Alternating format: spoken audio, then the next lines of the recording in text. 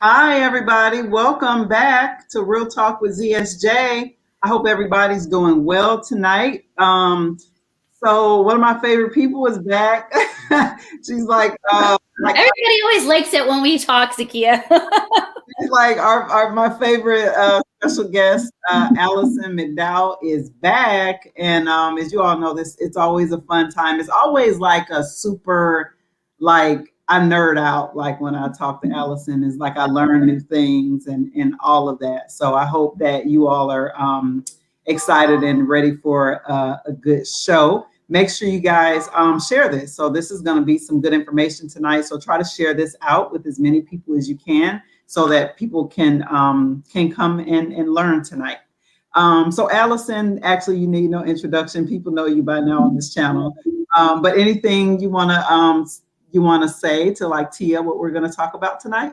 Yeah, well, so for I don't know, people haven't seen the other pieces. I'm based in Philadelphia. I'm a parent. I'm an independent researcher, and my focus has really been around sort of these innovative financial instruments and surveillance technology. And many of these innovative financial markets that are based on social impact run on trauma and are sort of this extension of racial capitalism. So I'm really interested. We've talked about a number of things having to do with public education, which is an interest area that we share. And something came to light to me over this past week. Momnibus. It's sort of a word play on omnibus bill, but Momnibus that was focusing on health disparities for Black women, particularly, and things that sound really good. And I think this is backed by Cory Booker in New Jersey. And I'm here to sort of peel it apart and say it's not actually what it looks like. Or there's some other layers that if you didn't know better, that could be ultimately pretty problematic. And this has to do with research that I had done around humanitarian aid and development aids and blockchain identity, actually. So we're going to sort of peel this back, unpack a little bit of how the data surveillance tied to ostensible sort of progressive legislation is unfolding. And just so people have a lens to look at things more critically, because I think for the most part, no one's going to come out. This is backed predominantly by Democratic, Congress people. They're not going to sort of tell you that this is about debt finance. Yeah, that's I feel like this. I mean, I feel like when you first brought this idea to me, I was like, oh shit, this is probably some eugenic stuff and probably connected to like stuff like that. So anyway, yeah, let's get right into it. Yeah. Well, and it's hard because I have to say, even in the education space, I've known a number of people who have had concerns around home visit legislation, and we'll get into that a little bit later. But now that essentially that the healthcare and the social welfare sector has been sort of queued up with all sorts of data collecting devices that feed these data analytics and predictive profiling programs. Not that the people who are implementing them necessarily are in any way intentionally nefarious, but they're operating sort of as extensions of the state and coming into people's homes and collecting very personal information about people and their families, especially in the times where people are very economically precarious. And we've seen a lot of really intrusive.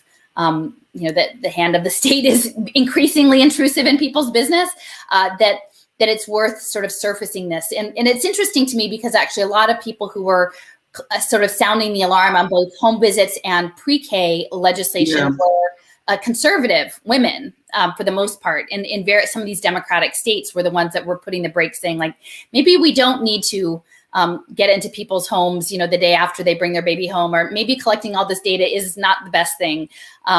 And so it's kind of an interesting. It was surprising to me initially, but now it makes a little bit more sense once you understand it as a financial market. So let's see. So okay. So this is. Let me. Oh, you know what? Maybe I need to be clicked over in this. Did that move it? Yep. Okay. All right. So this is this Momnibus bill. The focus is on Black maternal health issues. So it's a whole package of a number of different bills, and not strictly just pregnant women who are Black, but also Indigenous women as well, and Hispanic. So Black and brown women. And this is not, I just want to say up front that clearly there are health disparities. And I am in no way minimizing the fact that Black and brown mothers are treated differently by the health system and have bad outcomes. So I just want to get that clear. I'm not trying to diminish the nature of the issue. My focus is going to be the way in which this issue is being leveraged into sort of these global financial markets and the surveillance state. And so it sounds really good. They're talking about providing postpartum Medicaid coverage for at least a year for women. And again, Medicaid, that sounds great. Like, clearly we want people to have quality healthcare that is in alignment with their health choices. But increasingly, the healthcare system is being realigned to something called this value-based payment system and big data analytics that may lead to something that on a dashboard looks like a better health outcome, but in reality is imposing a lot more digital control mechanisms on Black and brown women and their families. Yeah. So these are a couple of the elements that were in the Momnibus bills that jumped out at me, knowing about the data analytics and the human capital finance piece. So they're talking about data to save moms. And Zakiya, you and I, we've talked a number of times about, like, do we really believe that the issues of these disparities and the bad outcomes will be solved simply with more data? No, because I think everyone at this point knows the problem, right? Right, exactly. So the problem exists. They're talking about that they want more data and more metrics. They're also talking about innovative models. So innovation is usually a sort of a red flag. You could substitute experimental or disruptive, but the innovative usually sort of indicates that the Silicon Valley is in there and they're looking to sort of impose their solutions. They're looking at integrated telehealth models, okay? So again, if you were really caring about women from a holistic, human-based point of view, your first thing that you would be teeing up would probably not be integrated telehealth. To me, integrated telehealth means we're trying to actually minimize and cheap out on the amount that we're paying quality medical professionals and instead substitute online platforms and apps.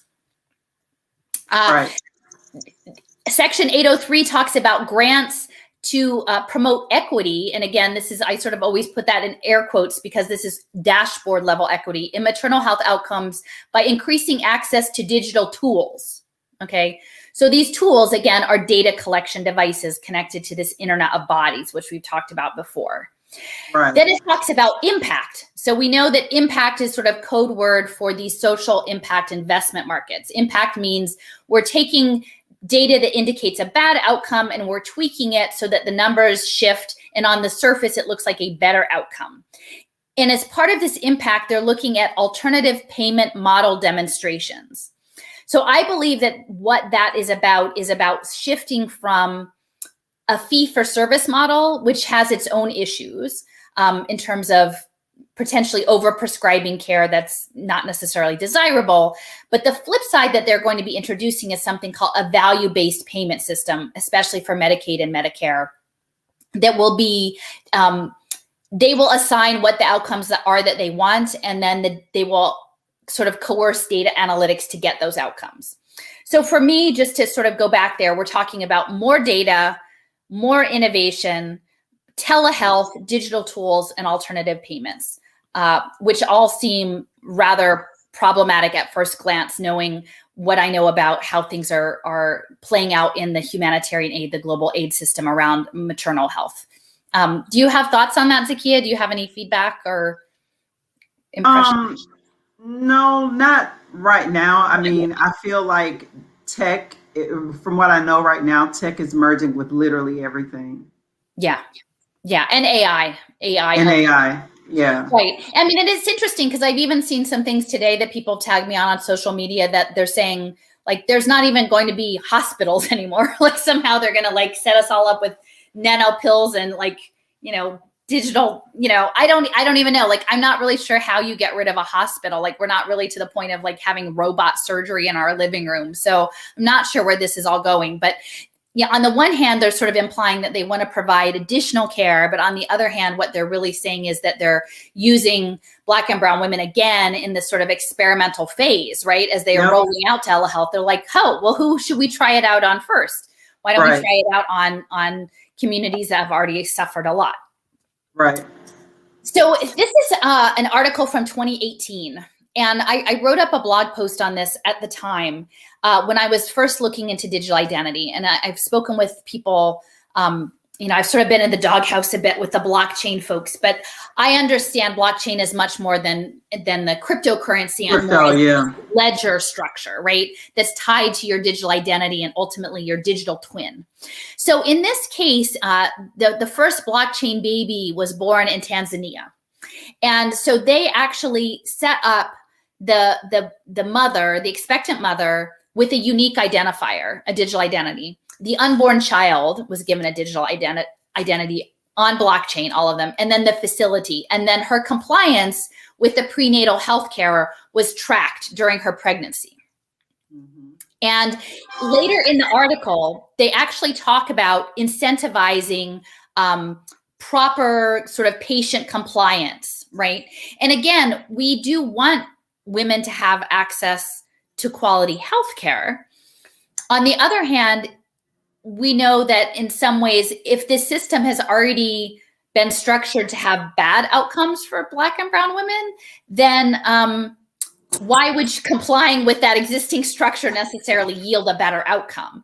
And in global aid, many of there's a very heavy hand in like Johnson & Johnson and the Robert Woods Johnson Foundation. Some of the big pharmaceutical companies are over there. So the question then becomes, are the women who are accessing the healthcare system, do they have options of choice in terms of the care they get? And some people would prefer maybe a more mainstream model, and some women would prefer more a holistic or an alternative model, right? But if they're put on blockchain, and if a global aid system is saying, this is the way, in order for you to be identified as a compliant, good parent, someone who is not going to be at risk of having your family broken up, you need to comply with our steps. Wow. And that's on blockchain, then that becomes tricky. And part of what we talked about a number of times is gamification, that this stuff is all being gamified. So in this, they're actually gamifying the pregnancy healthcare process by saying that you would earn tokens, almost like, when you go to CVS or something and you get points, for buying certain items. And then, oh my God, yes. it's like loyalty points, right? So you've got a loyalty point with your healthcare provider, and they're saying, so they log the information on blockchain that enables healthcare providers to incentivize healthy, proactive pregnancy behavior. For instance, if a patient shows up for all of her appointments, she may receive a digital asset representing an umbrella, which she can present at a shop to receive an umbrella. Wow. Which is a really bizarre thing to say, but essentially what they're saying is we don't trust that parents are accessing the healthcare system simply because they want healthy pregnancy and because they want healthy children, but that somehow, they're going to be non-compliant, and you're going to get them to be compliant by like giving them this script.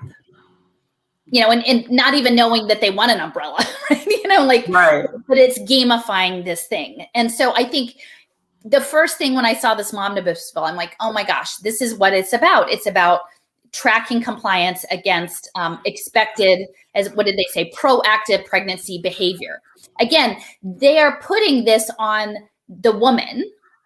The responsibility is on the woman. It's not on the healthcare system per se. It's not identifying that perhaps the bad health outcomes are the result of the healthcare system failing women. Somehow this positioning is that the women are being inadequate, right? They're not doing the right thing. And if we just tracked them more, then they would do the right thing. Yeah. Wow. Does that make sense? It in a weird way, yeah. I mean, I'm not saying any of it's legitimate, but that's their message, right? Like this is the headspace. It's a colonial project, right? It's a patriarchal project. It's coming in and it's saying, we know how to do this. You do it, and we put you on blockchain, and we're going to track it. So then the other piece, and I've talked about this in some other talks that I've given, but is about social impact bonds and social determinants of health. The public health, I mean, honestly, if you look back to the origins of the public health system in the Rockefeller Foundation and Johns Hopkins, it's been messed up since the beginning, really, this elephant process. But now they're actually melding the potential harms of institutionalized public health with the finance industry. So they're saying that we don't have money to take care of, to provide appropriate health care to women and their babies, but we will recreate that lack as an investment market. Okay. And so they're actually looking at this in 20 countries. So this is a global process. And this is from the American. Can I ask how many countries in Africa? In 28 countries. How many countries, when you say this, would you say 50 countries? Well, this says 20 on this article. Oh, I'm not 100% sure which 20 those are. But this mindset that you are going to use, create investment opportunities in healthcare deficits, especially among vulnerable populations, is pervasive. Yeah. Okay. And especially things like diabetes, which often can present with pregnancy. Like diabetes, asthma, many of these things that are specific concerns to the Black community are melded into the social impact finance space. Wow. So this is from the United Nations, and it's interesting. I just threw this on right before I got in, but someone had a tweet that I got tagged in, and it said, "I'm in a meeting right now, and a representative of the UN's population agency said that the UN's goal is universal access to sexual and reproductive health and rights, and the right of health in nationwide strategies by 2030. What does this mean?" Okay, so this is rolling out globally. Like this tweet was today. And so global health is goal number 3, sustainable development goal number 3. And you can see the image on the side of the screen with the rainbow circle, is that this is from the ITU, which is like the telecommunications arm of the UN. Mm-hmm. And they're saying that like this phone is going to take care of the baby. Wow. Right? Like Naki's mobile phone is her best babysitter. Wow. Now, the other thing about that phone, and that's not said here, but in many instances, that phone is also going to be her access to maybe food assistance or other benefits, right? So it's synced. Yeah. Your access to currency systems or benefit systems is going to be linked with how you are behaving on this phone as an app. And then that is your minder, that is your tracker in the system. Wow. So, it's ICT is individual communication technology. So that's phones and tablets and wearable tech, and that they have the potential of delivering benefits across the global healthcare ecosystem, right? Wow. So that's the telehealth. This is not just happening in the global aid system. This is the Momnibus bill. If this advances, it's built within this overall context. So these are a couple of, this is from Little Sis, that were involved in the Tanzania blockchain project. So Aid Tech, Care Pay, and this task force on healthcare. So there are connections between, again, aid, your access to financial support, and your behavioral compliance with the healthcare system. There's a lot of these behavior tracking apps for women. A lot of them are based in tech and in finance here in the US. There's this one, I don't even know how you pronounce it, JPAGO maybe. And it's an NGO connected specifically to Johns Hopkins, where they're doing text messaging called Hello Mama. And then this DNet, which is in Bangladesh, it's like a social aid enterprise. And so they're framing it as a maternal and child survival program, but really a lot of this is tied to data analytics and behavior tracking. If it wasn't about the financial thing, they would not need these phones to tell the women what to do. The women would just have access to health clinics in their community, right? They would be able to get an appointment and go see, a nurse practitioner or, obstetrician. They wouldn't have to go through an app, but that is the world that we're in now, that everything is going through the app. And again, there's this synchronicity between things being developed in the global north and then piloted in, you know, Africa and India and the global south, and then being boomeranging back into, you know, communities of interest, Black communities, low-income communities. Once they've got the technology refined, it comes back in. Wow. Okay, so here we have the Momnibus, like Cory Booker is spearheading this. I think he's actually introduced it several times. So, you know, he's reintroducing it. There's like a big press push for it right now. So Cory Booker is, you know, he's out of New Jersey. He was one of the people who introduced this social impact partnership legislation. So this was legislation that provided seed funding for pay for success finance. And I was actually I went to the Dirksen Senate building when they kicked this off. And so Senator Young, I believe Todd Young, he was involved in like behavioral economics. So this is behavioral economics tied to social impact legislation. So there's no way that this Momnibus bill is advancing without it being directly embedded in this larger social impact finance landscape. And then a lot of the seed funding for the CIPRA projects were tied to opportunity zones and promise zones. So 20% of the low-income census tracts across the country were identified as these opportunity zones. And essentially to pour, it's like a way of sheltering capital gains from these giant like global finance interests. Because if they put money into either real estate or businesses in these opportunity zones and hold it for 10 years, they pay no capital gains on their original investment. It's huge.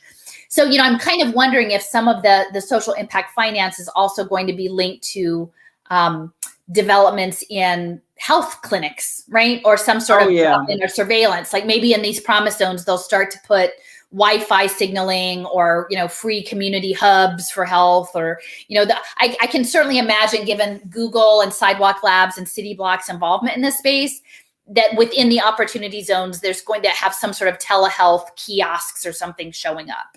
Right. Wow. I know. So again, contextual wise, what is, you know, Booker is New Jersey. Well, what is New Jersey? Well, New Jersey is a lot of pharmaceuticals, right? Like if you're, I didn't know that. Yeah, I mean it's the Princeton, Trenton area is the all Johnson & Johnson, it's all big pharma, right? That's a core part of what New Jersey is about, is pharmaceutical. And in fact, when Phil Murphy, who's the former Goldman Sachs and the governor, he's the governor, he was setting up these career impact bonds. Like the 3 jobs they wanted to channel people into were coding, energy, and pharma.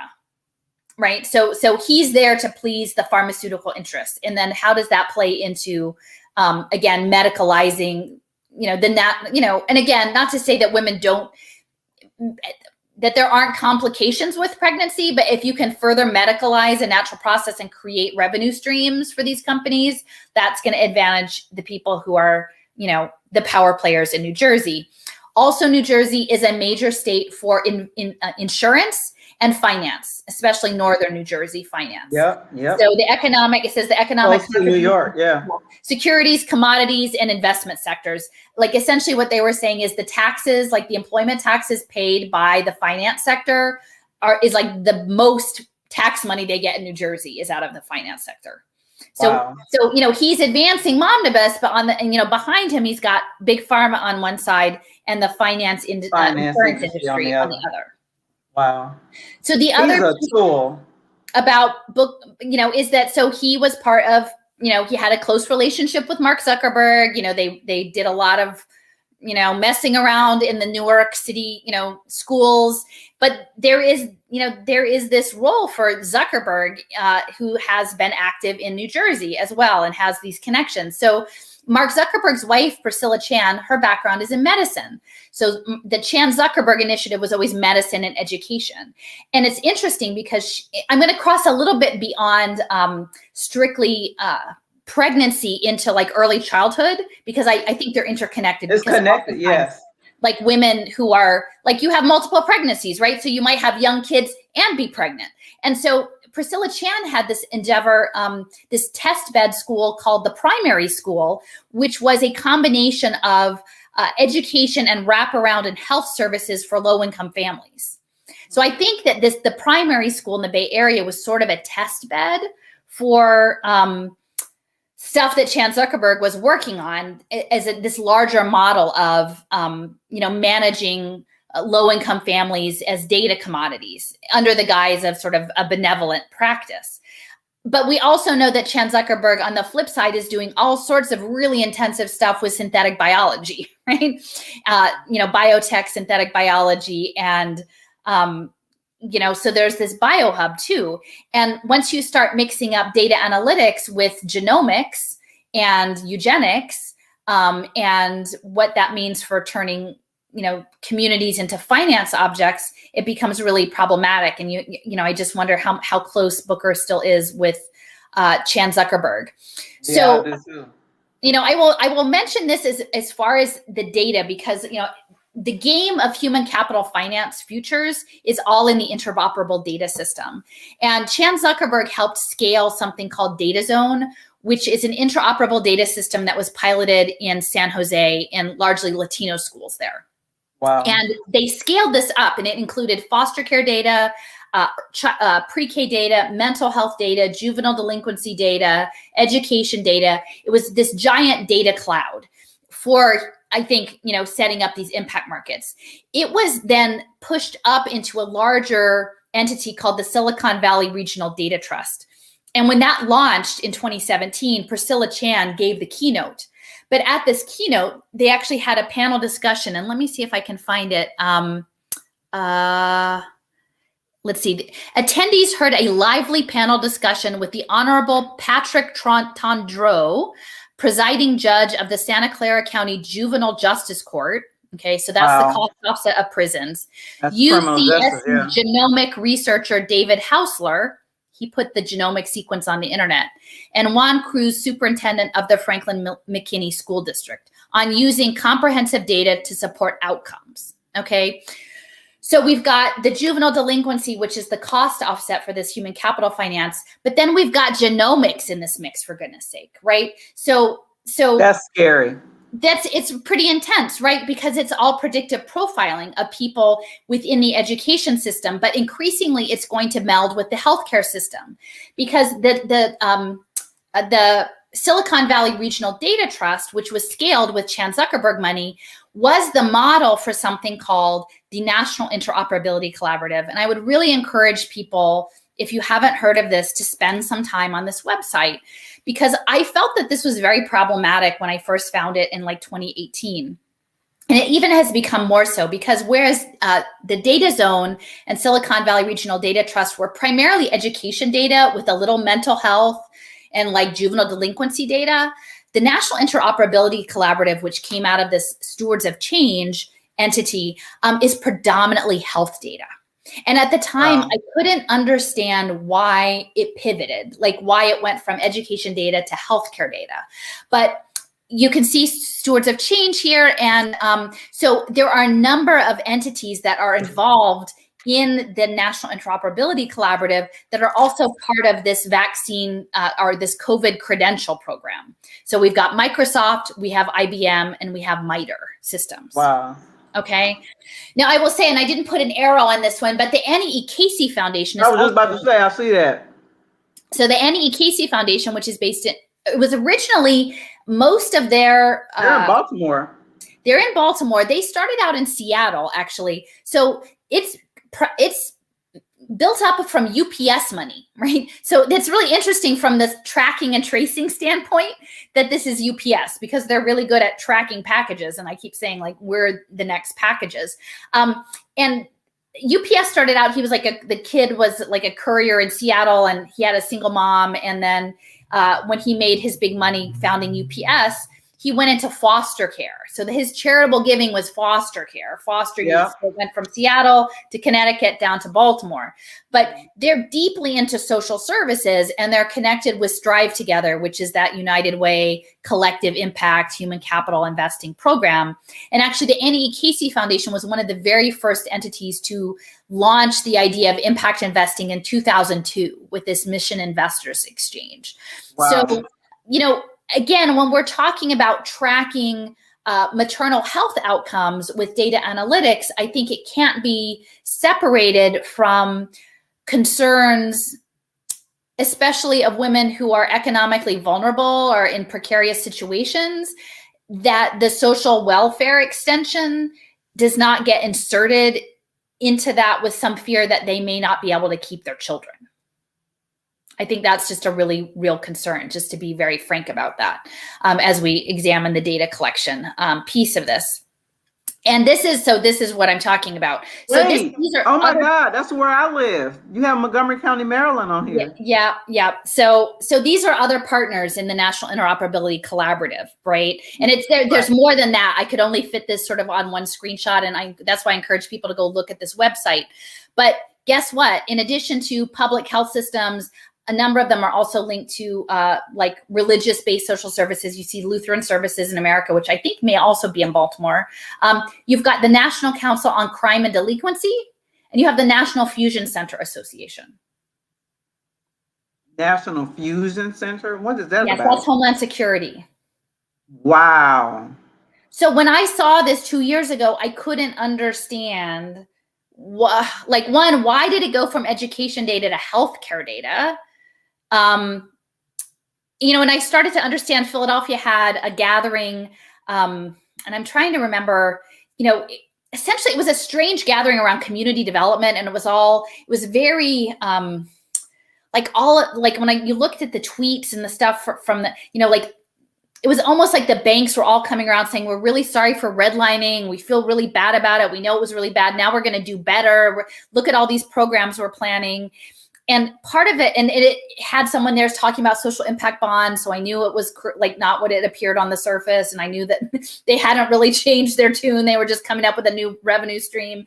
And at one point they talked about recreating communities with hospitals as the anchor. And I thought, well, I can think of a lot. I mean, I like, you want to have a good hospital, but why would that be your community anchor unless eventually you're going to turn everybody into a cyborg through gene therapy? But it was strange. And then now that I see the healthcare system blending with the biosecurity state, there, on the one hand, there is the cost offset of the prison complex and, child protective service or foster care for these social impact bonds. But on the other hand, now it seems very clear that if you're someone who's not holding the proper credential in your digital wallet to be medically compliant, potentially you become someone who's of interest to the National Fusion Center. I don't know how else to read this, but that's a real concern. And I would be open to hearing what other people think about that. This is another piece. So national interoperability came out of this stewards of change element. And it's strange. It's an odd website. It's kind of clunky, but to me, it almost seems really powerful. It seems not slick, but it seems intentionally not slick, if that makes sense to you, when you see who's connected to this website. And one of the people who's on the board is this person named Paul Wormalai, I don't know, and he's a tech consultant to the government. He was an advisor to the White House on security, and he worked with the Law Enforcement Assistance Administration. And I don't know if there's an interesting book by Elizabeth Hinton called From the War on Poverty to the War on Crime. And it was linking the social welfare state to the targeting of Black men for incarceration. It was saying this didn't happen in spite of the war on poverty. This was actually a direct result. And a big element of that narrative was around this LEAA, the Law Enforcement Assistance Administration. So the fact now they're focusing on, instead of Black men, Black women. Right. And so when this guy Wormalai was also the IJIS, which is judicial, policing, homeland security, data sharing, right? So this guy is pretty intense. And I'm not saying it's directly connected with the National Interoperability Collaborative, but I think that as we go forward, we need to understand health impact markets are connected to this. And then how does this interface with the larger data analytics, risk profiling, predictive profiling of the Black community, which is nothing new, but it's just this newest manifestation. Mm-hmm. So let me go forward. Okay. So I've talked before, I think, with you guys about this ALICE, which is I've heard of that. Asset Limited Income Constrained Employed. So this is the working poor. This is the framework of the working poor. It was developed by the United Way, and specifically the United Way of Northern New Jersey. Okay. So and Booker is supportive of this program. So Northern New Jersey is also where a lot of the hedge fund managers are located. So they're located in Connecticut and they're located in Northern New Jersey. And so Stephanie Hoops was at an event. She worked for Rutgers University Newark and helped set up this data bank system. And she was attending this prosperity symposium in Philadelphia in 2019, which was essentially about like pathways out of poverty. Everything is a pathway. Only they're never intending you to actually get out of poverty, but it's this process of keeping you on the pathway. And that is what Alice is about. So if you understand, that this is coming out of Booker, then you have to understand clearly the Momnibus bill is not simply going to stop at the health outcomes. Once they get the women in the system, it's going to be about managing their trajectory, right? Especially if they end up needing assistance and there's like a welfare to work component and managing their children. It's going to move from the pregnancy behaviors into the next phase, which is how to manage the mom and how to manage the child. And that's something that's really specific to the Annie E. Casey Foundation and also Aspen Institute. They talk often about this 2-generation model that they want because they're developing impact markets on both sides. They're improving the mother and they're improving the baby. And so both of those become opportunities to put their capital through. So there's Alice. And they look so happy, right? They all look just so happy to be the people navigating grinding poverty. But there you go. So here is Stephanie Hoops. Again, this United Way, Northern New Jersey is specifically where it comes out of. And this is all about impact investing, right? And so, I'm based in Philadelphia.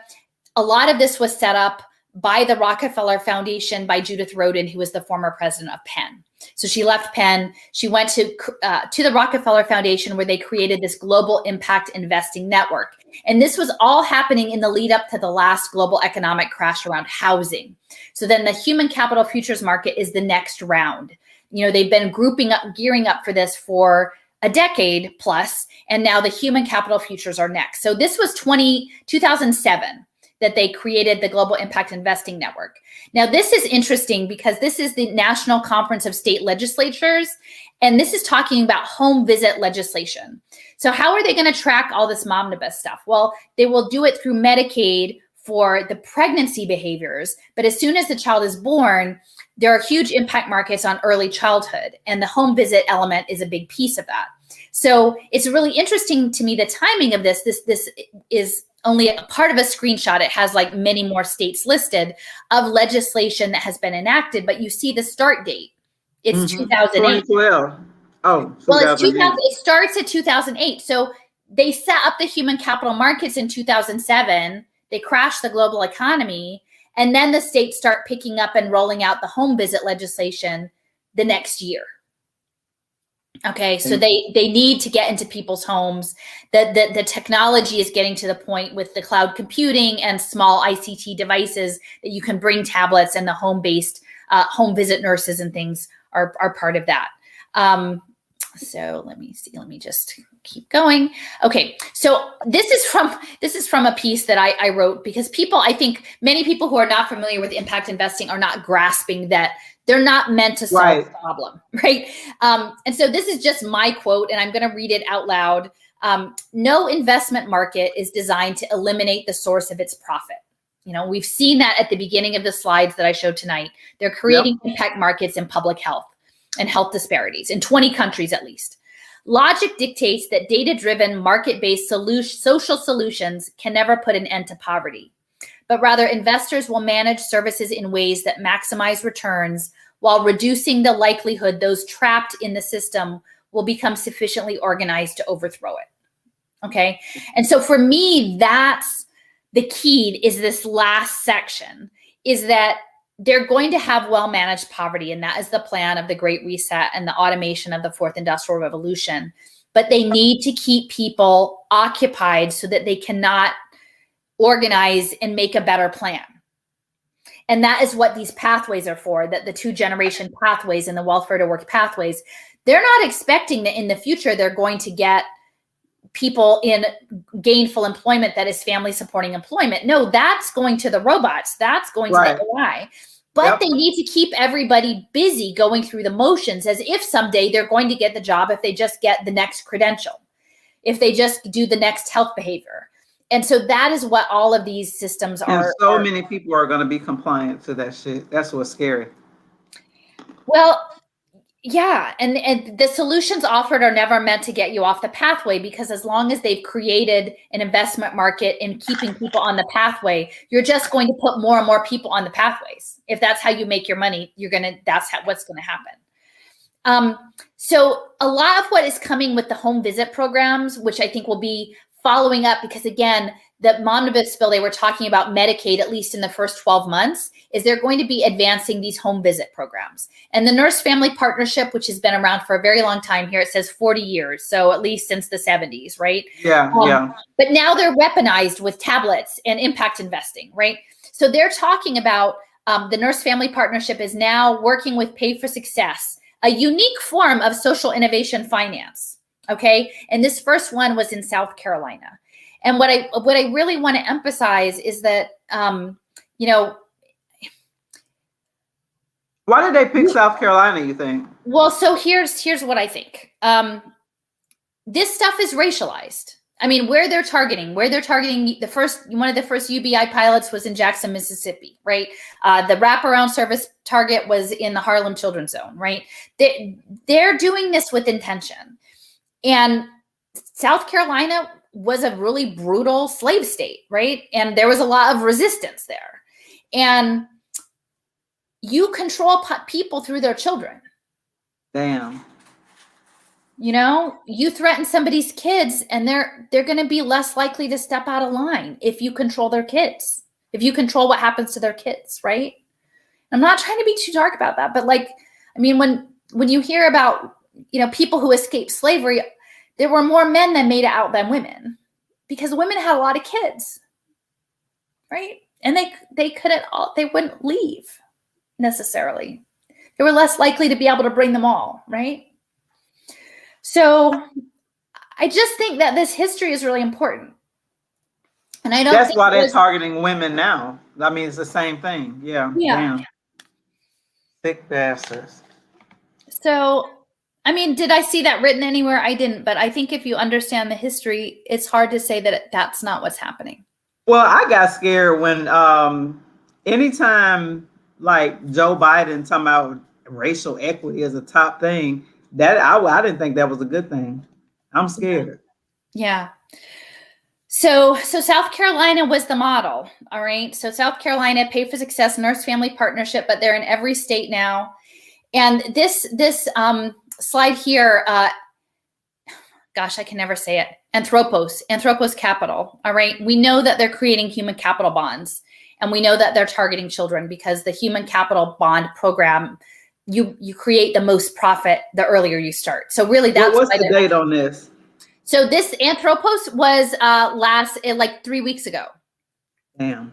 Okay. So the guy who's the co-chair of this was, I think, this co-chair CEO of Bridgewater Associates, which is Ray Dalio, Connecticut hedge fund, one of the largest asset managers in the world, behind BlackRock. Huge, right? Huge, and I had not heard of an SPAC before, but it's a special purpose acquisitions company. So it's just a company set up to buy stuff. And they can also call it a blank check company. Mm-hmm. Yeah. It's based out of the Caymans. Wow. Right? So again, we're talking slavery and kids. And they can maximize the profit.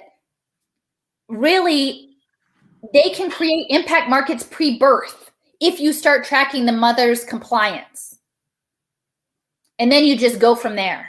You just keep them on the pathway. You keep them always on the pathway. And this is a blog that I wrote about shorting the lives of children, because they created this documentary called No Small Matter, which was talking about investing in children. But it isn't. I mean, it's not that kind of, it's not investing in a nice way. It's investing in a not nice way. Right.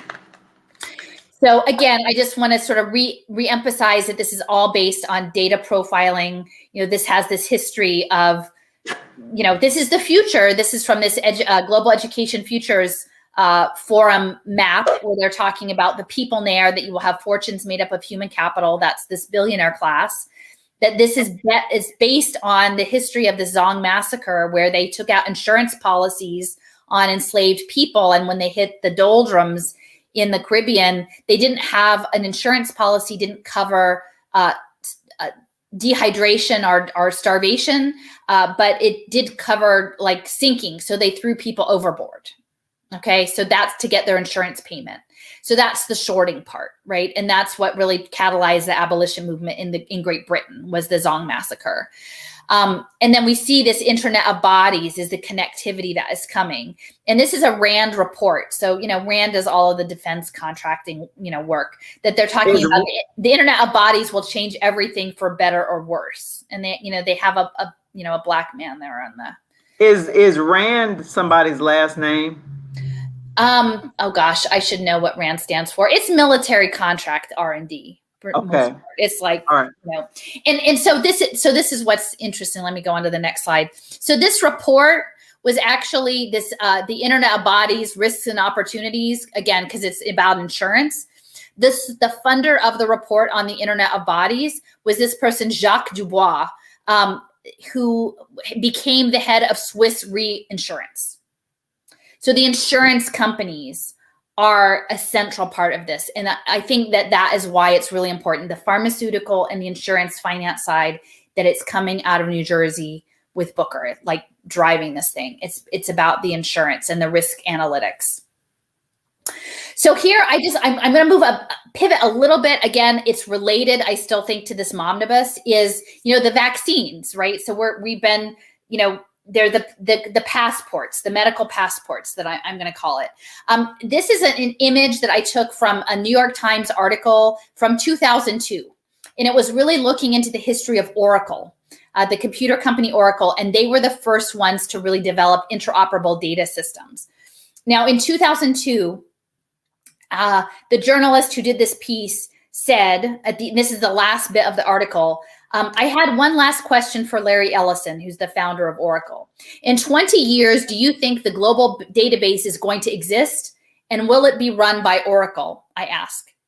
I do think it will exist. And I think it is going to be an Oracle database, and we are going to track everything. Okay. So we need to understand the medical passport system being connected to this apparatus. So 20 years from 2002, that's next year. Okay. So I wanted, okay. Oh, I think I got a tiny bit out of order. I do want to touch on this thing called the Altarem Institute. I came across this a couple of years ago, and I haven't written about it yet, but it was unusual. It's based in Michigan, and they have something that's backed by the Robert Woods Johnson Foundation called the Healthcare Value Hub and Payformance Solutions about a value-based healthcare. Okay. And they also are a member of the National Coalition for Sexual Health. So these are the people who have been developing these innovative finance schemes that were in the Momnibus language there. They're talking about data analytics, digital tools, and innovative payment systems. So it's all coming out of Altarem. It's interesting. They did a webinar on social impact partnerships, pay for results. So that's pay for success, that's seed money. They did a special webinar about it in 2018. The Robert Woods Johnson Foundation is connected to that. Robert Woods Johnson with Bloomberg put unhoused people on blockchain in Austin. That's the MyPass program. And then You'll see down here, the W.K. Kellogg Foundation is connected with it as well. And Kellogg was doing the Universal Basic Income pilot with Black women in Jackson, Mississippi.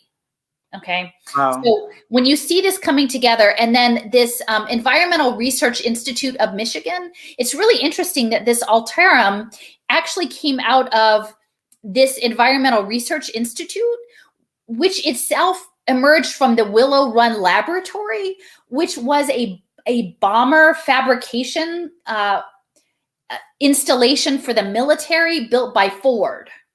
Mm-hmm. So during World War II, Ford built this giant plant to build bomber airplanes.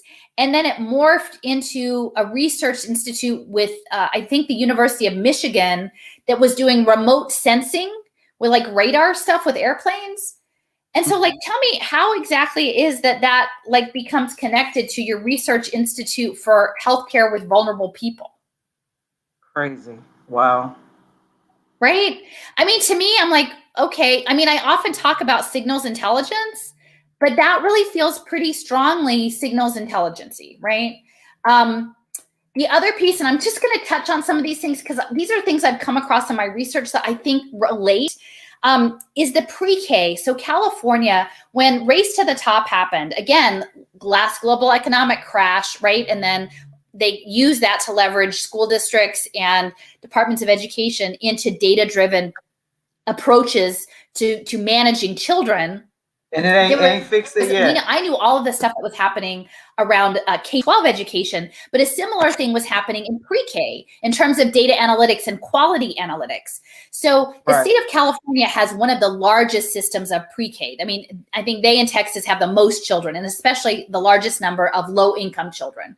And so they were creating data analytics programs for their pre-K for the state of California, this early quality. It's called iPinwheel. And I found it really crazy that this gentleman, Mark Crandall, who developed this system, he was an agile chief agilist. You know, that's the software approach. I don't know what an agilist is. What is that? Well, so it's a kind of interoperable like software system. But before he took the job in 2012 to develop the pre-K quality analytics, he was working for the FBI Sentinel program with BAE. Wow. For a long time. So how does one like go from being like a contractor on FBI case management software and pivot into pre-K? I mean, to me, that's kind of scary, right? And this is what I wanted to mention. Like, it's kind of like this. And these people put all this shit on their LinkedIn, not thinking that people will like want to research. I mean, clearly I'm the only one looking. That's crazy. You know, I've come across this. I'm like, what? So this is iPinwheel. Like, so as a kid, this is what I mean by websites that don't make any sense.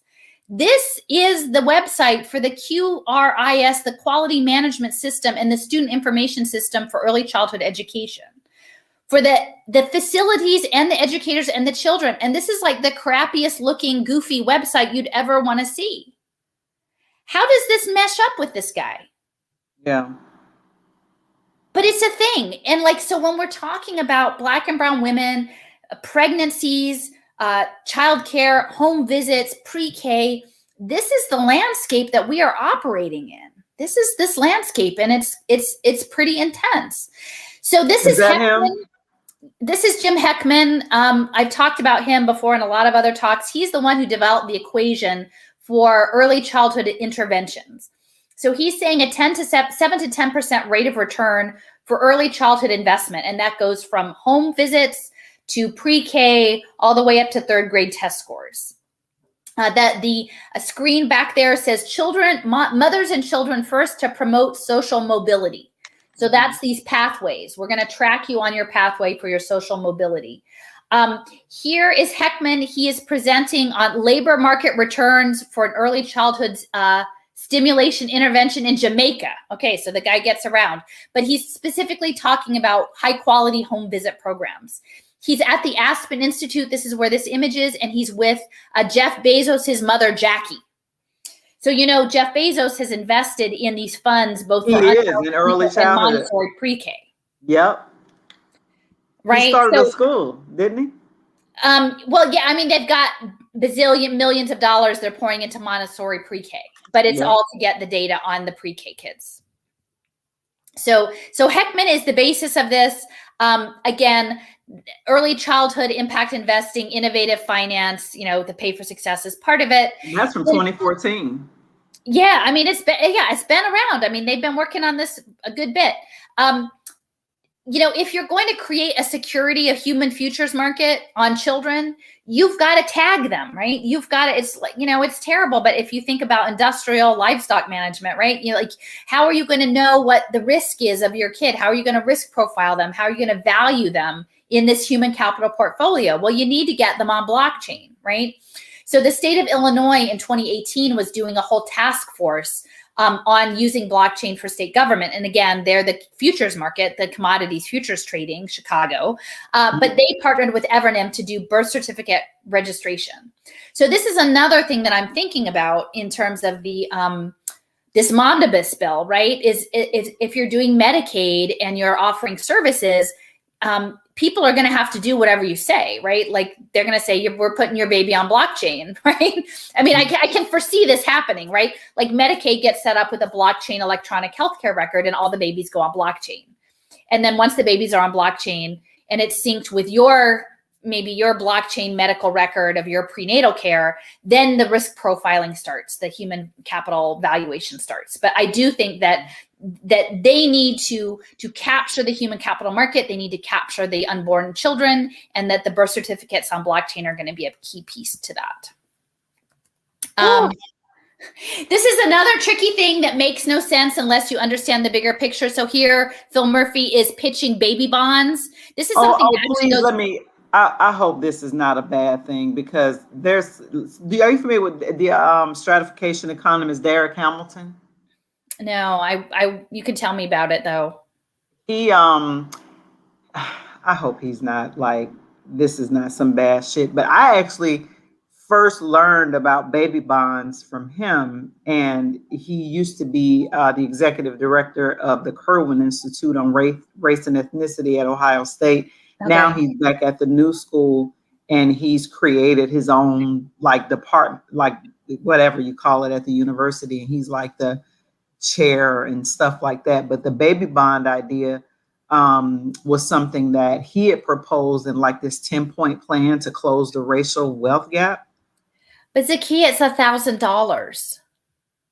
Oh, that's not very much. See that. Oh yeah, okay.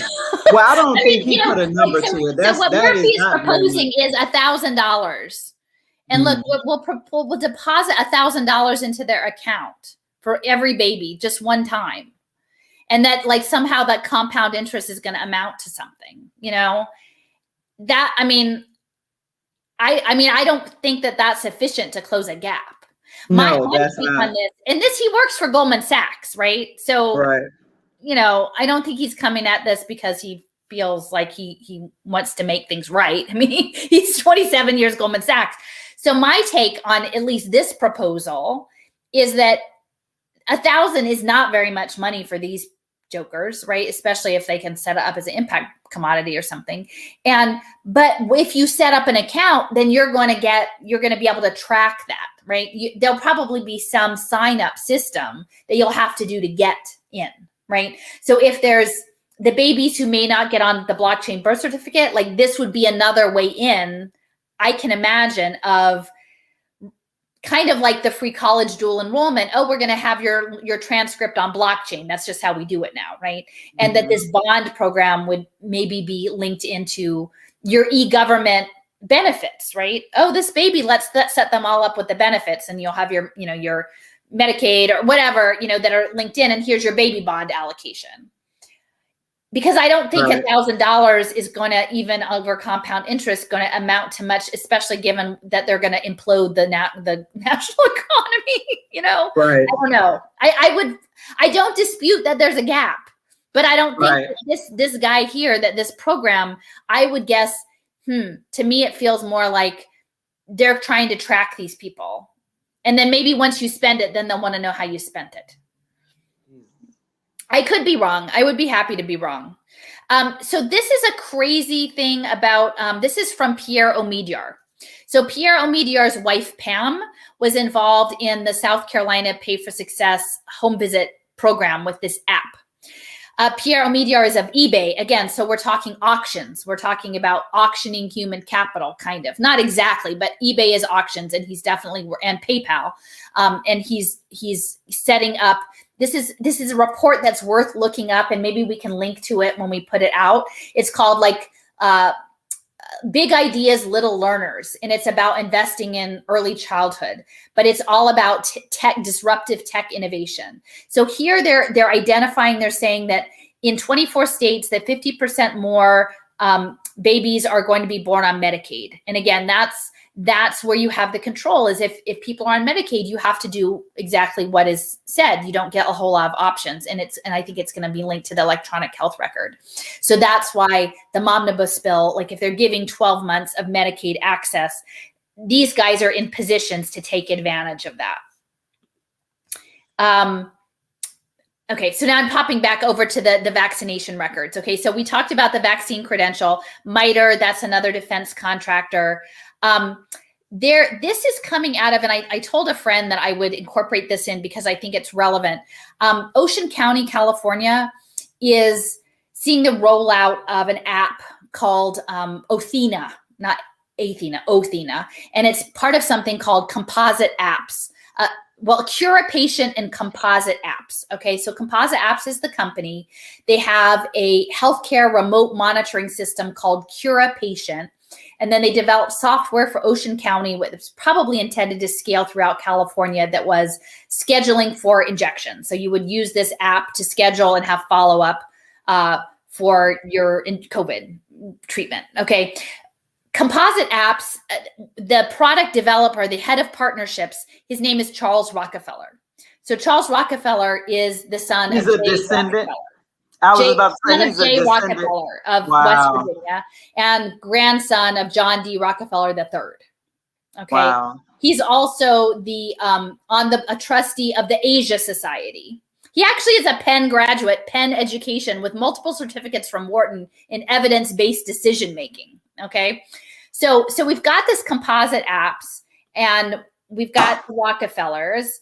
Composite Apps is partnering with a lot of data analytics companies, right? So we've got Salesforce, we've got SAP, we've got Apple, Microsoft, Amazon Web Services, Oracle, Workday, and Tibco. So they're partnering, and they also talk about doing work for the government, for defense, supply chain, and entertainment industries. So they're also in the defense sector.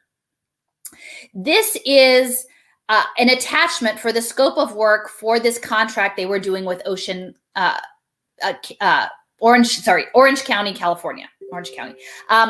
So they're developing the scheduling apps, the tracking, educational content around the vaccines, a passporting system for local businesses. And at the end, they say that they will provide public health analytics through this Cura Patient software platform that they have developed. Cura Patient will provide timely analytics to ensure that vaccines are available and ensure accessibility to individuals based on the priority matrix as outlined by the federal government. So we know that they're specifically focused on certain populations getting this under equity, right? But the last line here, it says, additionally, the efficacy of the vaccines can be further enhanced and better targeted to genotypes and socioeconomic environments. That sounds like eugenics. Well, it clearly seems like whatever data they're collecting includes a genomic component and a demographic component, and that they will be refining future things based on that, right? So, you know, and we know that vaccines are part of this program. Okay, so also in the scope of work, in addition to all the things COVID related, they have something called the Gateway to a Healthier Orange County. Okay, so I'm just going to read this out loud. This last mile effort can be the perfect first step to having residents of Orange County sharpen their focus on their healthcare with integrations. Oh gosh, I covered that up. Like free integrations with medical systems, healthcare apps, Apple Help, Map My Ride, Strava, and health technologies like Fitbits, Peloton, insulin pumps, and smartwatches will provide a foundation for better wellness outcomes. This crisis can and should be the catalyst for positive change for the residents of Orange County. So again, this is where the preventative healthcare targeting Black and Brown communities is going to come in, right? The genotype and socioeconomic focus is for this gateway to this much larger program. Again, that's coming in connection with software companies that, again, like largely overlap. You know, many of them also hold defense contracts. So this is a bit of a jump. I mentioned that Charles Rockefeller was a trustee of the Asia Society. He talks about his father having very close ties to Japan. And I've mentioned before that if we're talking about that they want to capture these children, right, for financial markets, but also because these people actually imagine that the future is going to be cyborg, right? That they're going to train up these children to be accommodating of a cybernetic human-computer interface future. And this is from this moonshot project in Japan, the Japan Science and Technology Agency, where they're talking about by 2050, we will have augmented creatures, human animals and plants, and artificial ones with cyber physical environments, right? They're turning people into like people and robots.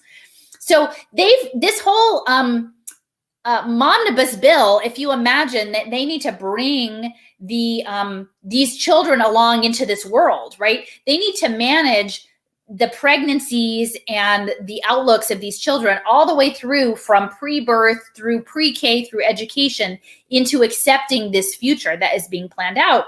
And this future, you know, in particular is coming out of Japan with SoftBank and the Nippon Telegraph and Telephone. And, you know, here we have, you know, direct connections with Charles Rockefeller. He's saying that, you know, here his dad is Jay Rockefeller, who helped found the Asia Society. And that, you know, he went to Japan as a child. He had very close connections to Japan. And so, you know, and then Charles has followed in his footsteps. And he also has very close connections with Asia and is you know, building this app for healthcare pathways. And then I think we just have to wonder if the healthcare pathways are into transhumanism. And clearly those of us who are like have been around the block a few times or are on our 50s on up are probably not going to get with the cyborg program willingly. They are going to bring up these children into this future. And I think that the healthcare management program, both from managing the pregnancies to managing the mindsets of the families after birth, is really part of this larger social conditioning. I don't know if that seems like a stretch, but do you feel like No, it's not a stretch. And I've been wondering because I've been really, well, I don't know. Let's keep going. All right. Well, this is just Cure a Patient. This is part of Composite Apps. Again, Charles Rockefeller is, you know, the partnership coordinator. But it's AI. It's putting you on a plan. It's saying that providers will connect a patient to their care plan. So again, and I will point out that many of the large for-profit prison companies like Geo Group and CoreCivic have been pivoting into social work and continuum of care work. So when you hear the care plan, like you should be thinking private prison system, like private prison pivoting into social work, that they verbally enter the care plan into the patient's artificial intelligence, and then that the patients are remotely monitored as they track progress against their plan, and that the information is shared across providers for more connected care. So to me, that just reeks of incarceration. Yes, of course. You know, they're turning your body into a prison. If you do not do exactly what they say, you know, they will know. The AI will know. You now have a minder. And as I can't remember if we mentioned this right before we started recording, but the digital twinning, that they are using healthcare data to initially develop these digital twins. And this is in the EU, the DigiTwin program. So the cybernetic part of it is nanotechnology and cybernetics in your physical body system, but then transmitting data to actually create like a parallel universe. You can see the real individual and the digital version in this parallel universe. And I think increasingly the blockchain electronic healthcare records will be the interface between all the data that is collected on you in healthcare settings, but other settings to sort of scribe in virtual space your digital twin. So this image is from the RAND report about the Internet of Bodies, the risks and opportunities. And I want to point out, so there's, you know, an athletic Black woman there, and I will read these in case people can't see them. So she's fitted up with her smart technology. So she has a tooth-mounted sensor. She has a meditation. She has I think it's for like that you hear things in your head, like they can project things like, they've already got this. I think some of the hearing aid things and spy things are connected to that. It's like they resonate through your jaw, your tooth. Interconnected glasses. So those are these augmented reality glasses. An intraocular lens with a camera. So I guess you could take cameras, like pictures with your eyeballs. I don't know. A meditation headset. A Bluetooth hearing aid. I guess you get bionic hearing. You've got your typical smartwatch fitness tracker, a temperature bracelet, because we're going to have our temperature all the time, an artificial pancreas, and temperature monitoring clothing, an electronic pill, and a fertility measurement device. So they're going to control the fertility of women. Yeah, that's what it sure looks like to me. And then you've got a baby over here with Black women. Yeah, they've been trying to control the fertility of Black and brown women. Yep. This is the next step. This is the Internet of Bodies version. And then you have babies where you're connecting their diaper to Bluetooth, wearable monitors, sleep tracking in their shirt, and temperature sensing pacifiers. I can't imagine that so there is going to be a group of people that's going to lie down and think that this is a good thing. But I can't imagine those of us who are like, we know history. We don't generally trust people like this, especially when you say you got FBI and defense contractors and military contractors involved in this. It seems like they're doing this very slowly and like sort of without informed consent. You know what I mean? Well, and I think for the most part, it will be presented that if you need assistance, if you're on Medicaid, if you're getting SNAP, here you go. And we'll know if you don't put that wearable monitor on your baby. And it's all in a blockchain wallet. So you don't, if you're a non-compliant, they just cut it off. They cut off your access. That's why I think there has to be advocacy on not getting rid of cash. There's a move to become like cashless so that it's more control. Yeah, definitely. So just walking through, but like this is a lot, and you can see this Cure a Patient with the Tanzania, remembering back about like, track the compliance. Here you're on your pathway. We'll give you a token for an umbrella. Like that's exactly what this type of system is set up for. And again, Charles Rockefeller, he's just not somebody who walked up off the sidewalk and got a degree from Stanford and is doing this. This is a very well-connected person with a very extensive back history. These relationships with all of the top technology companies that are interfacing with this app, this platform, and that they're targeting, Orange County, which it's interesting because the person I spoke with was sort of saying that it's actually a pretty conservative county for California. And so what they felt like is if they could get them to accept it in a conservative county in California, that would sort of be the bipartisan acknowledgement that it was okay. Like this would be their test case. If they could get it by the conservatives, then that would be like a thumbs up that this was going to be pretty easy to get going. But nobody's even really looking at the contracts, and nobody really is looking closely to question the powers, with the power operators who are in this space, right?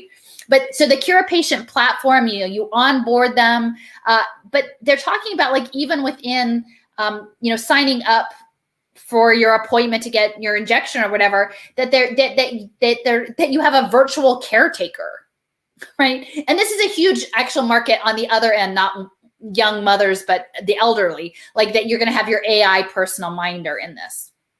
And so the surveillance element is really huge, connected to the finance again. And I'm going to see if I can run this video. It's just 2.5 minutes. So please. This is a short video that I think encapsulates a lot of what I'm talking about with the Internet of Bodies, with smart environments and smart contracts. The context is maybe not exactly right for Momnibus, but I think people can extrapolate. In this case, it is a family is put onto pathways because someone in their household has been incarcerated.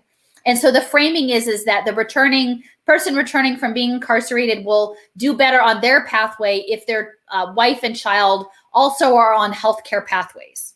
So, but I think the idea of being on a pathway would be applicable to the Momnibus bill, particularly if, I think that there are actually elements in the Momnibus bill about people who are incarcerated and veterans and other things. So, picture this is Kathy, your community care coordinator, and you might imagine Kathy working for Geo Group or Core Civic, and I'm sure Kathy herself is a lovely person, right? Like she thought she was going into social work to help people get better, but instead she's just managing them on care pathways.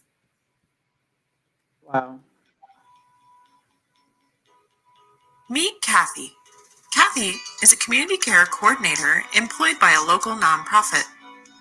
Kathy's organization is part of the Better Health Together Pathfinder Community Hub, which makes her part of a regional network of community-based care coordinators committed to providing standardized, whole-person care to people at risk.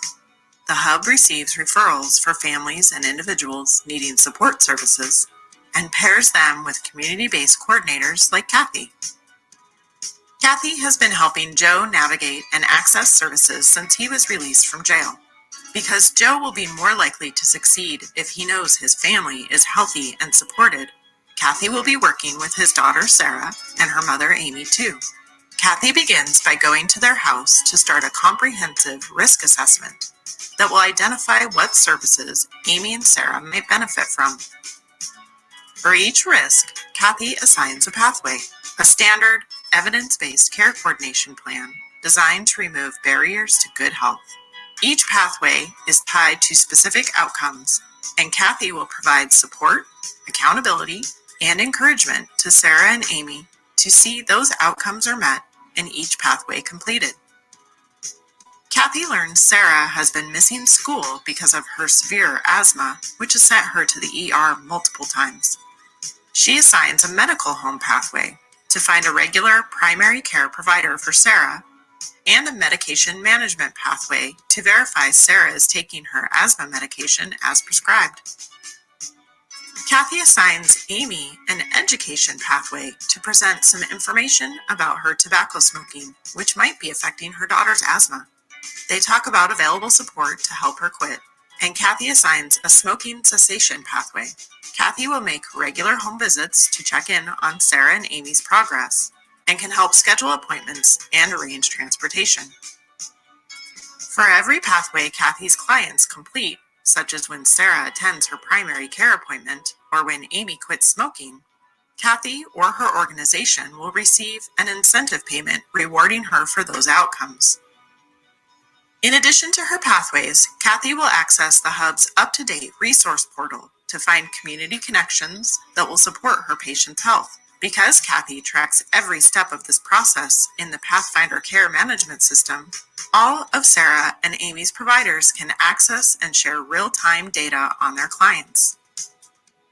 This data helps Better Health Together manage quality, identify gaps in service, and increase the likelihood of success for our community.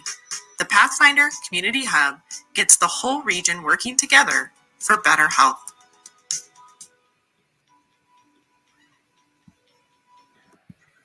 Control, control, control. No privacy. Yep. Yeah, Absolutely and ridiculous.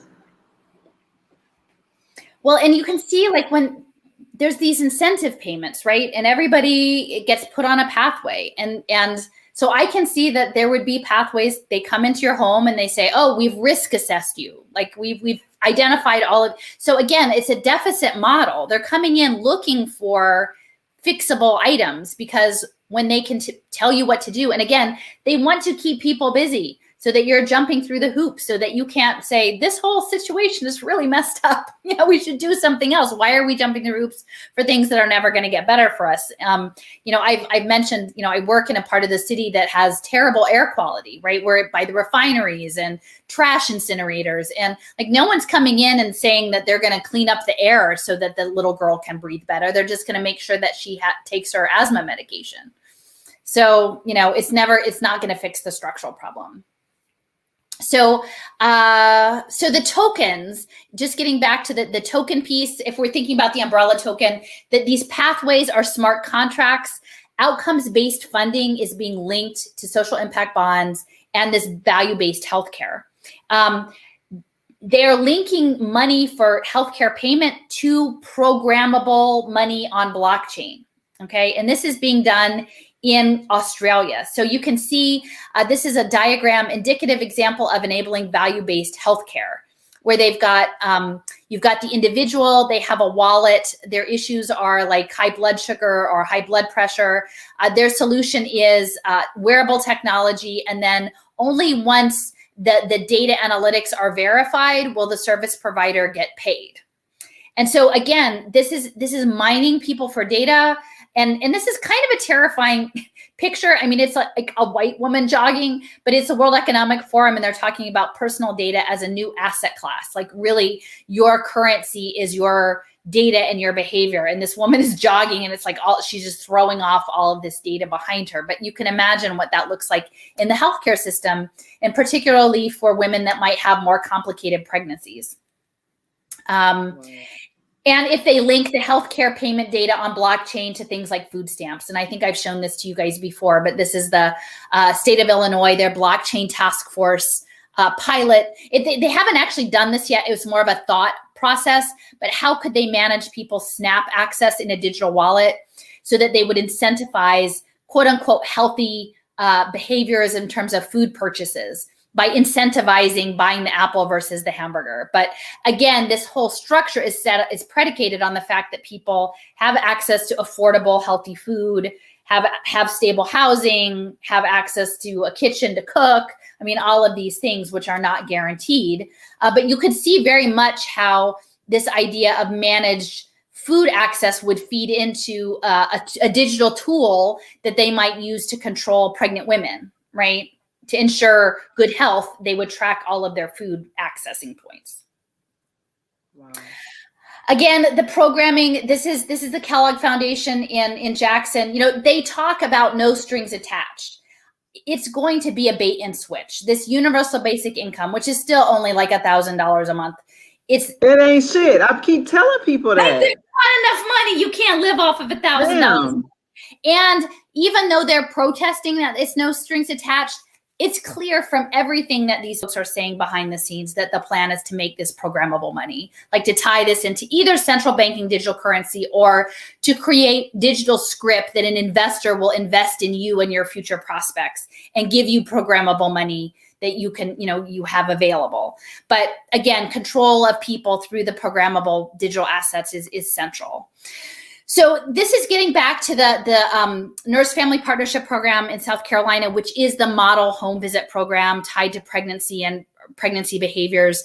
Hope Lab is Pam Omidyar's sort of behavioral, neurobehavioral, digital compliance company. And so she develops apps that track medical compliance. And so this Hope Lab was a central feature of with the Nurse Family Partnership, and they had something called Goal Mama. And I remember, Zakia, I mean, I will tell you, I showed up at an event at University of Pennsylvania a couple years ago where they were talking about, it was these two brothers, and I think they were totally connected to eugenics. One was connected to Rockefeller University, and one was a professor at Bowdoin, which is where Stanley Druckenmiller was, and they were brothers, and they were talking about working with the United Way and epigenetic trauma, really, which is a thing, right? It is a real thing, but I was talking with them about leveraging this for human capital finance and collective impact, and that it was wrong. And afterwards, these well-heeled professors, with the wine and cheese, saying, well, you're not solving poverty with a nudge. You're not solving, that you're not well, and they're like, well, I don't know about that, and they're sitting there with the wine and cheese. I'm like, you're not solving poverty with a nudge. You're not solving wealth, huge imbalances of wealth and power in this world with an app. But these people clearly are trying to force people onto apps. So that's what the Goal Mama is. It's you're interacting with, proactive pregnancy behavior, on this content. And at this point, it's voluntary and it's connected to social networking. But at what point, what analytics are pulled out of that? And we know that everything is going towards a social credit scoring system. Does it go from being voluntary to being required? And that there would be high stakes outcomes attached to what that data is in terms of how you interacted with your Goal Mama app. So again, this is Hope Lab. So it's combining tech and social psychology. Pam Omidyar and her husband Pierre, he's doing the digital identity, the global digital identity, and he's very deeply involved in educational technology. And then her side of things is the healthcare compliance app. And I'm just putting this up. This is actually an Indigenous woman in Canada, but talking about the high stakes nature of this is that what happens if your score on your Goal Mama app isn't high enough? Are they going to put you as a risk of, and not allow you to take keep your baby, you know, and that's, I think these are the ethical questions that we have to be proposing at this point, is when you're putting, you know, women under digital surveillance, especially around their pregnancies and tracking their families and their information and tying it to financial markets, especially when foster care, and we know Annie Casey Foundation is like embedded in the foster care system, you know, there's a lot of questions. You know, I think clearly we have a lot of questions, and we shouldn't just accept on face value that everybody's intentions are good in this game. And I'm getting towards the end. This is Lena. This was actually developed, I think, out of the University of Chicago Medical System, but has ties also to Texas. And this is all framed as a talk pedometer, right? And that they have these, it's actually a device. This is an older child, but they talk about having a onesie that they slip this device in the onesie to listen to how you talk to your child, if you're talking to them correctly. And it's like, it counts the number of words that you say. And I think eventually even the level of sophistication of the talk. And then here they're tracking this mother reading with this child, which clearly we want moms to be able to read with kids, right? Like, that's lovely. Do you want a surveillance device in your home tracking how you read, like how often and what times of day? And no, you don't want that. But that is what Lena is doing. And this is all people have been conditioned by the Amazon, what is it called? The thing Alexa? In the house? Alexa, yeah. So it's like people, they're already conditioned with that. So they're probably like, oh, well, you know, this is to help with kids. This is like a good thing. And that's assuming you think that these systems are meant to help. And clearly we wouldn't be at this point in social wreckage and dispossession and brutality if things were actually working, right? Like, so why would we think more of this is going to make it better? Right. I mean, I'm not buying it. So right. Again, this is just, again, touching on this 2-generation. The Momnibus bill is both, they're not going to stop once that baby is born or once the 12 months points hits. Like, they're going to be in those people's business for the pathway. You're on the pathway, right? And they've got two. They've got the moms on one pathway, and they've got the children on the other pathway, and they're making bank on both sides. So Aspen Institute is part of this, Casey Foundation, you know, all the impact investors need. And part of this is this Blue Meridian group with Stanley Druckenmiller and a lot of big Steve Ballmer, who's connected with Strive together.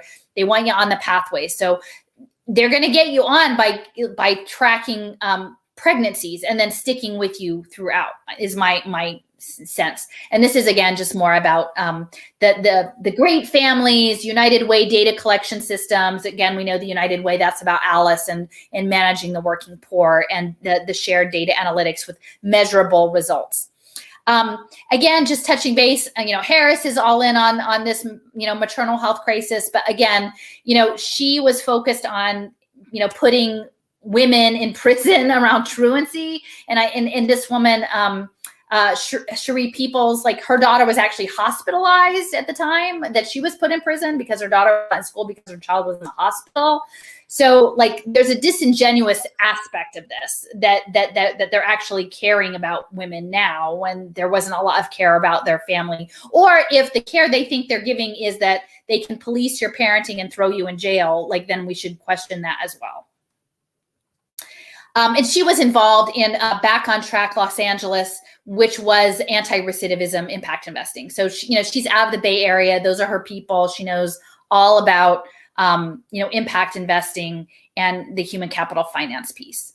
You know, and this is coming, like, so 2-generation Cap Tulsa, this is this 2-generation, although actually this is in Tennessee, but they're working on, like, when we talk about control of reproduction of, you know, incarcerated women, which were disproportionately. Yes, the forced sterilizations, yeah. Yep. So, like, saying, oh, we'll cut your jail time if you will be, you know, take this, you know, implantable birth control device. And, you know, again, like, if your score is not good enough, you know, at what point do they just turn you off, right? And this is Bill Gates and MIT working on remote control birth control. So at what point does the Momnibus tracking of health analytics just say, you know what, we can't help you. We've decided you're too risky. Maybe you just shouldn't be a parent, you know, or at least not for now, or until you get clean, or until you do the, you know, finish this level of your pathway. Maybe you can level up and try to, you know, be a parent in a few years. So that's sort of my last my last slide, but I know it's heavy, but I think unless you see like who's being represented, who is Booker representing, who is Harris representing here, is it Right. there are really powerful forces behind this, and Clearly. if people don't interrogate that on the way in and put in guardrails, I don't see how it's not gonna go that way. Yeah, and I mean, I think the whole controlling of the reproduction is key here because with everything being automated, more automated and AI, then they don't need as many like regular normal human beings. Yeah. Well, and I'm increasingly, I mean, I don't have proof of this, but you know, I do feel like that there is, I don't know, and I don't want to, but like a connection of Black women, Indigenous women, like to these energetic systems, this groundedness, that there's something like they have been doing bioprospecting, biopiracy in communities for a long time. And they haven't had nearly the sophisticated levels of tools that they have today in terms of like gene sequencing and all of these other things. And if, you know, I do wonder if this larger mechanical apparatus, to me, it feels like, I mean, and that's, you know, when you look at like Marimba Ni and those connections, if they're trying to get in and turn that off, you know, like, yeah. And they've clearly been killing and erasing and, you know, Black and brown women for centuries, but is this next generation, is this control of reproduction, control of genomics, you know, through various aspects of your environment, your food, these devices, these wearables, going to be this next phase? And I don't know, but I think it's worth thinking about because I don't trust it. I don't either. No, I don't understand how. I mean, I do see how people who are unassuming, like sort of, especially if it's like connected to their benefits, like, well, damn, I have to do this if I want my, you know, subsidy or whatever.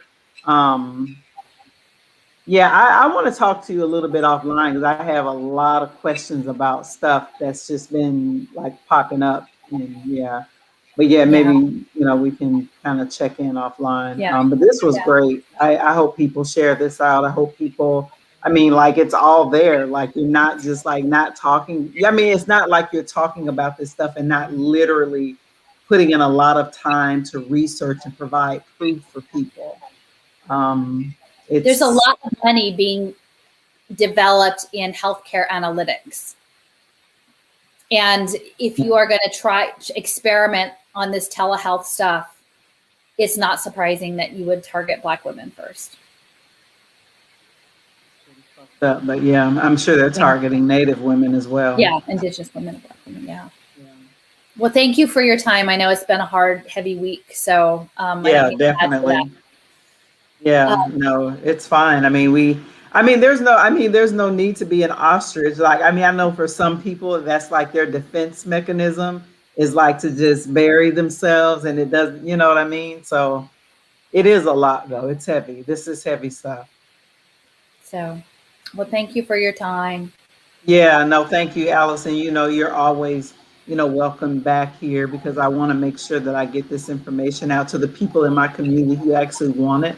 And there were actually I didn't post a lot of the comments because I wanted people to be able to see the full screen, but there was a lot of like, you know, good comments and people like understanding what you're talking about. Like, you know what I mean? If single payer comes with a reproductive control monitor for Black women, like we might want to rethink that. I mean, and that's the thing, like, this is not my specialty. Like, I just know this apparatus. And so I just know about the finance part. Yeah. And I'm just like, why are people who are working in the healthcare space not talking about like in detail the blockchain electronic health records and the value-based payment and internet of bodies? Because to me, once you add in human capital finance and potentially state intelligence, Defense Department interest, risk profiling with the finance, I mean, to me, it seems like a no-brainer that the people who've been harmed by these systems for so long are being teed up again.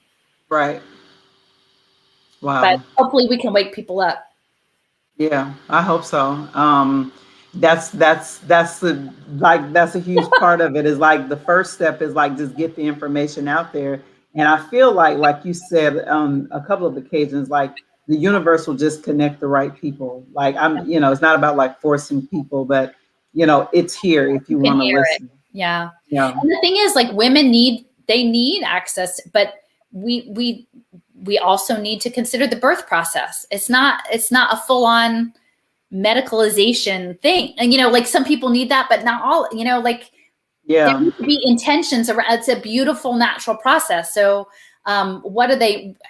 It's going to be remade into something that is not going to suit the natural process. Clearly, I mean, I think that's the goal. The other thing is like, it reminds me that, for the longest time, there was a financial incentive during the birthing process to do C-sections on women, because the doctor and everybody got paid a lot more money for doing C-sections instead of natural birth. And that actually increased the likelihood for Black women dying, and even the babies not making it a year. So even infant mortality, and it's all just so sick. This is actually really, just in closing. So Heckman, who had the Heckman equation, so he did a conference about social emotional learning, which is terrifying, but he also hosted a conference on the microbiome. Okay. And this is something I talked a little bit about with Tom Cowan earlier this week, but that this understanding of the complexity that a lot of you isn't actually you. It's like you're a universe, a constellation of all of this stuff. And like in the natural birthing process, as the child comes through the birth canal, they become inoculated, like with all of your microbiome. That is a big part of that process. Their health, their immunity is built up through that natural process, which is then short circuited through cesarean. The C-section, yeah. Right, like they don't get that. But he's actually setting up the microbiome as a social determinants of health impact sector. Wow. And DuPont is getting into the microbiome space. DuPont. So you can imagine they'll say, well, let me give you a C-section, but here, let me DuPont set you up with some like nutraceuticals to take care of your missing microbiome. No. It's crazy. Let's not do that. Okay. Yeah, let's not do that. Have you been able to talk to any legislators, like get actually any meetings with them to see? They don't want to talk. I haven't tried much, but I mean, I don't know. Who would I talk to? Well, like the ones who are like introducing this shit. Like, do you actually understand like what you're? I mean, I guess there's a part of me that wants to believe that there are like literally some ignorant people, like who actually believe this shit, like who believe this, you know what I mean? Like the story of this is gonna be helpful, and it's this is gonna be a leg up and all this shit, because I think people are attracted to that kind of like language. Yeah. That's why I was like, when Joe Biden and Kamala Harris, like, their whole campaign, they were running like, racial equity is gonna be a big part of our administration. And I'm just like, really? Or kind, yeah. Yeah. I mean, if their job depends on them not knowing it, they're not going to know it. Like, I mean, the thing is, I don't know. And I'm also not the one to necessarily on this particular bill, like represent that, because that's not my, I'm not a Black woman. Like, so if I'm coming in, like, I think I can share this intelligence. That's kind of the position I feel comfortable in, is like, hey, I have this deep background and this is how this issue seems to fit in with this. And let me, lay out these information, these connections. Then people can hopefully synthesize some of that and then bring that into the community, because I think I'm better at the intelligence briefing. I can't tell people what they should necessarily do about it. Sure. But if anybody wanted to set something up and pop me in on a Zoom call, to me, what it feels like is most critical is for elected officials who are representing Black and brown communities to understand human capital finance, whether that is human capital finance around pregnancy, around incarceration, around housing, around autism, around because almost every single thing is connected in with that. And the past harm is going to be, is a key element. The trauma is part of what makes that market work. You know what I mean? And so if more legislators were willing to engage with that, I think we could get somewhere, because once you get that lens, you can look more critically at things and say, oh, well, what is the data being collected? What is the profiling element? Is there an incentive to actually fix the problem or just continue the problem? Right. Once you connect it in with global capital, then we might get somewhere. You know? Well, as always, Allison, this is Right. always great, and definitely, want to have you back anytime. You have information that you can share. Just so for the viewers, I'll be back tomorrow night for a special segment at 8 p.m. Eastern here. So hopefully you guys that are watching will come back and join us. But in the meantime, you all have a good evening, and thanks for watching. Take care, everybody.